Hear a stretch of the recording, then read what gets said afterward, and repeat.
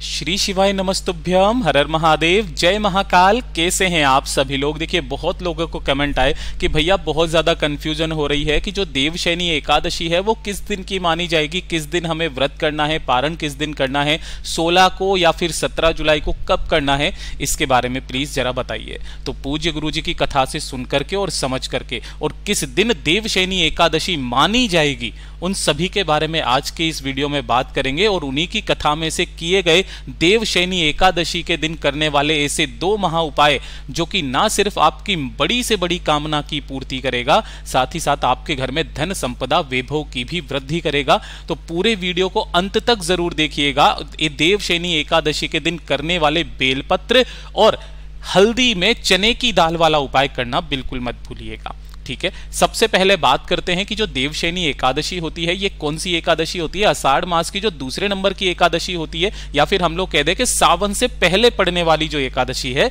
वो देवशयनी एकादशी होती है। और इस दिन क्या होता है कि जो भगवान श्री हरिनारायण विष्णु जी हैं, जिनके ऊपर पूरी सृष्टि का भार होता है ना, वो शयन मुद्रा में चले जाते हैं। शयन मुद्रा का मतलब है विश्राम में चले जाते हैं। और उसके बाद में जो पूरी सृष्टि का भार होता है वो मेरे देव आदिदेव महादेव जी के पास में होता है, उनकी परिवार के पास में होता है। साथ ही साथ ये भी कहा जाता है कि इसी मास के बाद में जो देवशयनी एकादशी है, इसकी प्रदोष के बाद में, और ये जो महीना खत्म होता है इसके बाद में श्रावण मास के महीने की शुरुआत हो जाती है। और जो देव आदिदेव महादेव हैं ये इस समय में आकर के पृथ्वी लोक पर आते हैं, मृत्यु लोक पर आते हैं और अपने भक्तों का श्रृंगार भी करते हैं, साथ ही साथ उनकी सारी मनोकामनाओं की पूर्ति करते हैं। मैं आपको एक छोटा सा फोटो बताना चाहूंगा। यहां पर आप एक फोटो देख पा रहे हैं। अगर आपको पता है कि ये वाला फोटो कहां का है तो एक बार कमेंट बॉक्स में जरूर बताइएगा, क्योंकि अगर आप महादेव के सच्चे भक्त हैं तो इस त्रिशूल के माध्यम से आप पता लगा सकते हैं कि ये कौन से वाले महादेव हैं। गुरुदेव के मुख से आपने बहुत सारे महादेव का नाम सुना होगा,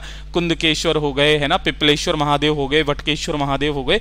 ये कौन से महादेव के वहां का है, प्लीज कमेंट बॉक्स में जरूर बताना, ठीक है। अब बात कर लेते हैं कि भैया एकादशी किस दिन की मानी जाएगी, 16 को या 17 की। तो देखिए जो 16 तारीख का पंचांग है, उस 16 तारीख के पंचांग के अनुसार जो दशमी तिथि है ना, वो 16 जून को रात्रि को खत्म हो रही है। यानी कि एकादशी की जो शुरुआत हो रही है ना, वो 16 जुलाई 2024 को रात में 8:34 से हो रही है, जो कि जुलाई 17 को रात के 9:03 तक रहने वाली है, ठीक है। नक्षत्रों की बात करें तो ये 2 नक्षत्र बन रहे हैं, लेकिन जो ये देवशयनी एकादशी होती है ये उदया तिथि के अनुसार मानी जाती है।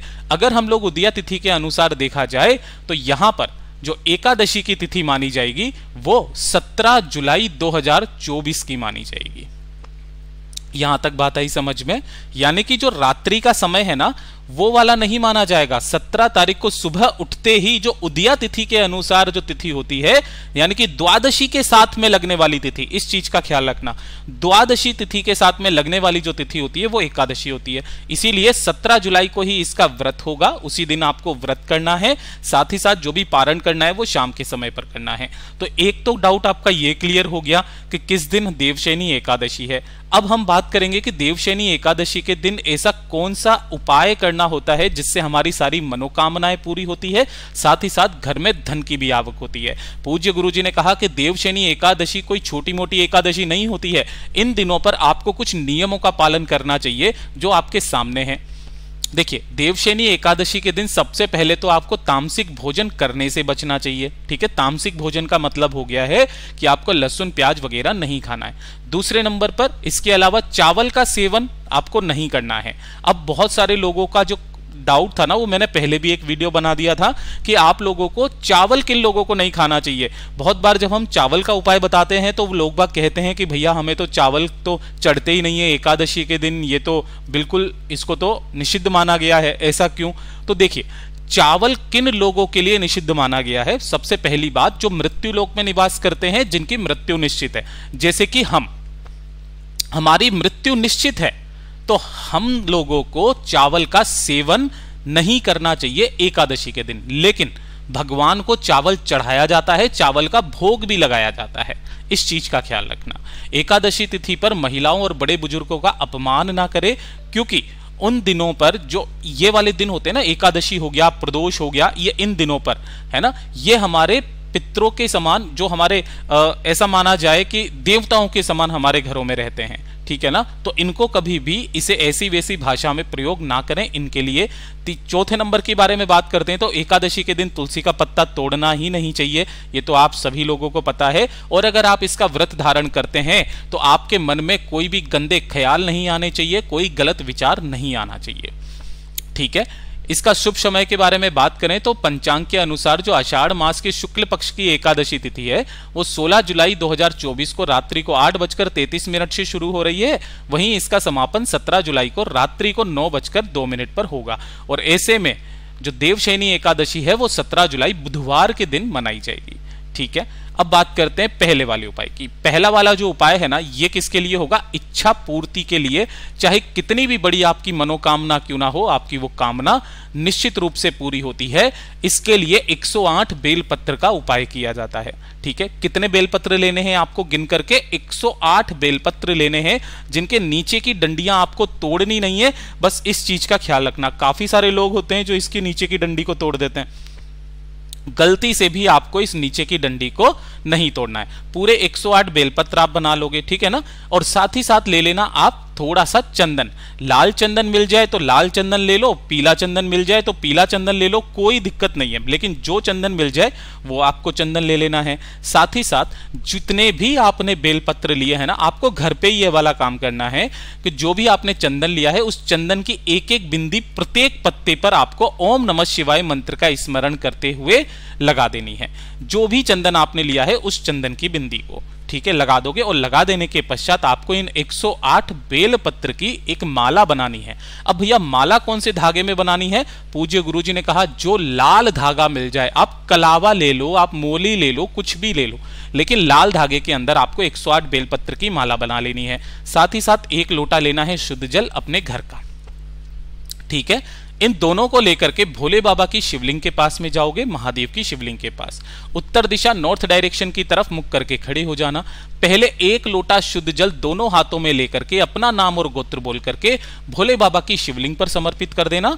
और शिवलिंग पर समर्पित कर देने के पश्चात जो आपने एक बेलपत्र की माला बनाई है ना, उस बेलपत्र की माला को अपने दोनों हाथों में लेकर अपने हृदय की बात, अपनी मनोकामना की, बाबा मेरी ये कामना है, इस कामना से मैं इस उपाय को कर रहा हूं या कर रही हूं, ये कामना मेरी जरूर पूरी होनी चाहिए, ठीक है, सच्चे मन से मांग रहा हूं, ऐसी कामना बोल करके। और जो ये कटी भाग होता है, इस कटी भाग पर आपको इस तरीके से उस माला को पहनाना है जैसे मैं बता रहा हूं, ठीक है। काफी सारे वीडियो वाले क्या बताते हैं कि भैया वो जो ऊपर से मटकी आती है वहां से लेकर के और ऐसे करके पहनाओ। नहीं, वो शिवरात्रि का उपाय होता है। मैं आपको फिर बता रहा हूं, जिसमें लड़ाई झगड़े वगैरह ज्यादा होते हैं पति पत्नी के बीच में, तब कनेर के फूल की माला का है।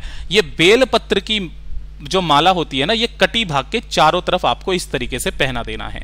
आपकी जो भी कामना होगी पूरी जरूर होगी। साथ ही साथ दूसरे नंबर के बारे में बात करते हैं कि पूज्य गुरुजी ने कहा कि इस दिन आपको कोई भी पीली चीज, चाहे पीला वस्त्र हो गया, चने की दाल हो गई, हल्दी हो गई, पीला बेग हो गया, कुछ भी पीले रंग की चीज आपको जरूर अपने से बड़ों लोगों को दान में देनी है।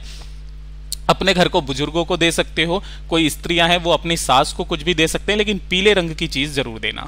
बात करते हैं दूसरे वाले उपाय की। दूसरा वाला जो उपाय है ना, ये होगा आपके घर में अगर धन को लेकर के समस्याएं बनी हुई है, पैसा बिल्कुल भी नहीं आ रहा है, कर्ज ले लेकर के काम चलाना पड़ रहा है, व्यापार अच्छा खासा चलता चलता एकदम से ठप होने लगा है, धन की आवक आपके घर में एकदम रुक सी गई है ना, तो इस दिन आपको क्या करना है, गिन करके आपको यहां पर 108 चने की दाल लेनी है। अब काफी सारे लोग इसमें भी कंफ्यूज रहते हैं, भैया ये तो आधी चने की दाल होती है। नहीं, इसी को 1 चने की दाल माना जाता है, ठीक है। इस तरीके से आपको 108 चने की दाल लेनी है और 1 चुटकी लेनी है आपको हल्दी। कौन सी वाली लेनी है? ये जो पिसी हुई हल्दी होती है ना, यही, ठीक है। अब आपको क्या करना है, जो आपने 108 चने की दाल ली है ना, इन्हीं 108 चने की दाल को हल्दी में भिंगोकर, किसमें? हल्दी में भिंगो करके आपको एक पीले कपड़े के अंदर इसकी पोटली बना लेनी है, ठीक है। जितनी भी चने की दाल है इनको सभी को इसी के अंदर रख करके और इसकी एक पोटली बना लेना, ठीक है। सिंपल सी एक पोटली बना लोगे।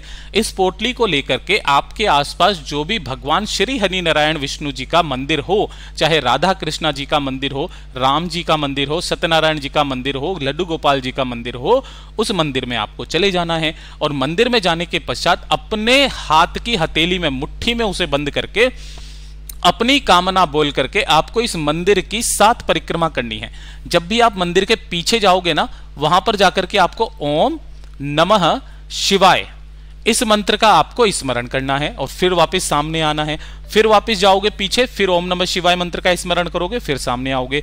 ऐसे करके आपको मंदिर के पीछे जाकर के हर बार ओम नमः शिवाय मंत्र का स्मरण करना है, ठीक है ना। उस पोटली को अपने हाथ में लेकर के जब आपकी 7 परिक्रमाएं पूरी कंप्लीट हो जाए, उनकी मुख्य मंदिर के सामने उस पोटली को आपको रखना है और अपनी कामना कह करके उस पोटली को उठाकर और जो नारायण का मंदिर है उस नारायण के मंदिर में कहीं पर भी जाकर के उसे लटका देना। किसी से भी बांध देना, लटका देना, कुछ भी करके आ जाना। इस देवशयनी एकादशी के दिन आपके घर में उसी पल से, जब आप यहां से सीधे घर पर जाओगे ना, और किसी जगह पर नहीं जाना, मंदिर में जब आप इस उपाय को करोगे तो सीधे घर पर जाना है। आपके पीछे पीछे मां लक्ष्मी जी भी आएंगी। पूज्य गुरु जी का बहुत अद्भुत और अचूक उपाय है, जरूर कीजिएगा। गुरुदेव ने जैसा बताया वैसा आसान भाषा में आपको बताने का प्रयास किया। वीडियो पसंद आए तो लाइक जरूर करना, चैनल को सब्सक्राइब जरूर कीजिएगा।